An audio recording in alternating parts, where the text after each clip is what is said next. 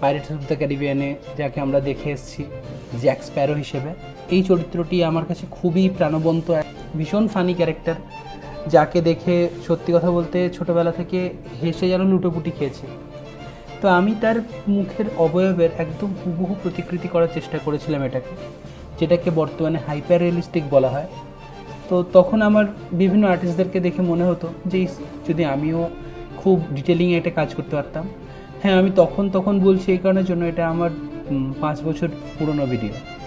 হ্যাঁ, 5 বছর আগে এই ভিডিওটা করেছিলাম আমি, 5 বছর আগে এটাকে করার চেষ্টা করেছিলাম আর ডকুমেন্টেশন করেছিলাম এটাকে। এইখান থেকে আমার মনে হয়েছে যে না, আমি নিজেকে নতুনভাবে খোঁজা স্টার্ট করেছিলাম। এই সময় থেকে আমি একটা লং টাইম পর্যন্ত আমি হাইপার রিয়েলিস্টিকে কাজ করে গেছি। হাইপার রিয়েলিস্টিকে কাজ করতে আমার খুবই ভালো লাগে, কারণ হাইপার রিয়েলিস্টিক করার পর মনে হয় যেন আমি যেন খুব রিয়েলিজমকে টাচ করলাম। বাট আস্তে আস্তে যত সময় গেছে আমি অনেক কিছু অনুধাবন করেছি যে কি করে যে সব কিছুকে রিয়েলিস্টিক ফিল করানো যায়, যে হুবহু ছবিটাকে এঁকেই রিয়েলিস্টিক ফিল করানো যায় না। ছবিটার ভেতরকার সত্তাটাকে যখন তুমি ধরতে পারবে কাজের মধ্যে, তখনই একমাত্র তুমি তার যে রিয়েলিজমটা সেটাকে ধরতে পারবে। তো আমি এরপরে অনেক ছবি করেছি যেগুলো খুবই হাইপার রিয়েলিস্টিক। তো আমার এখন গিয়ে মনে হয় যে না, হয়তো সবগুলো হাইপার রিয়েলিস্টিক করলেও তাদের মধ্যে কোথাও যেন আমি কিছু হয়তো ফাঁক রেখে গেছি, যেগুলো আস্তে আস্তে আমি চাই পূরণ করতে। তো তখনকার কাজের সাথে এখনকার কাজের আমার অনেক পরিবর্তন ঘটেছে, কিন্তু সেই মুহূর্তে দাঁড়িয়ে আমি যে জিনিসগুলোকে বা ছবির মধ্যে যে বৈশিষ্ট্যগুলোকে আমি পয়েন্ট আউট করতে চেয়েছিলাম, আমার মনে হয়েছে যেন আমি সেগুলো করতে সফল হয়েছি। তাই জন্য আমি এগুলো ভিডিওটাকে আর আমার কিছু পুরনো ভিডিওকে আমি এরপরে আরও আপলোড করব। ওই ছবিগুলোতে আমি করতে গিয়ে যেন ফিল করেছি যেন আমি হ্যাঁ সত্যি যেটা করতে চেয়েছিলাম ওটার মধ্যে সেটাকে আমি ফুটিয়ে তুলতে পেরেছি। এখানে জ্যাক স্প্যারোর মুখের মধ্যে প্রাণবন্ত জীবন্ত ভাবটা ছিল, সেটাকে আমি ধরার চেষ্টা করেছিলাম। আমার সেই মুহূর্তের কাজের হিসেবে আমি আমার 100%টা দিয়ে এটাকে করার চেষ্টা করেছিলাম।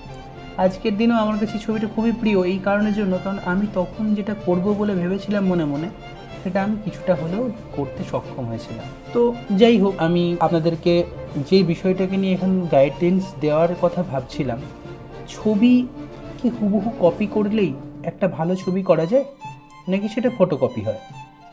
এ নিয়ে এক ভীষণ বড় তর্ক রয়েছে, যেটাকে নিয়ে আমি পরবর্তীকালে হয়তো আরও ডিটেলসে আলোচনা করব। তো বর্তমানে আমি এটুকুই বলতে পারি, ছবি হুবহু কপি করাকেই যে ভালো আর্টিস্টের পরিচয় বলে মনে করা হয় এটা কিন্তু না। খুব ভালো প্রিন্টারও খুব ভালো সুন্দর ছবিকে কপি করে ফেলতে পারে, প্রিন্ট আউট করে দিতে পারে ফটোগ্রাফি থেকে। তাহলে কি ওটা ভালো আঁকার কাজ হবে? তা হবে না।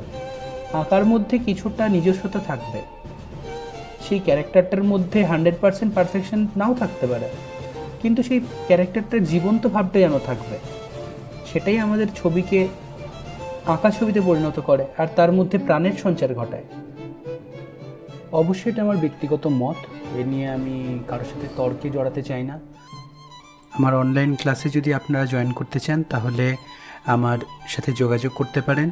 আমি লিংক দিয়ে দেব আমার ফেসবুক আইডির এবং ইনস্টাগ্রাম আইডির। যদি আপনারা আমার অনলাইন ক্লাসে জয়েন করতে চান তো সেখান থেকে আমার সাথে যোগাযোগ করে নিতে পারেন। থ্যাংক ইউ এই ভিডিওটা দেখার জন্য। আর আপনারা দেখতে থাকুন আমার চ্যানেল, এই ধরনের ছোটো ছোটো বিষয়গুলো নিয়ে আসতে থাকবো, আর আপনারা দেখতে থাকুন। Thank you.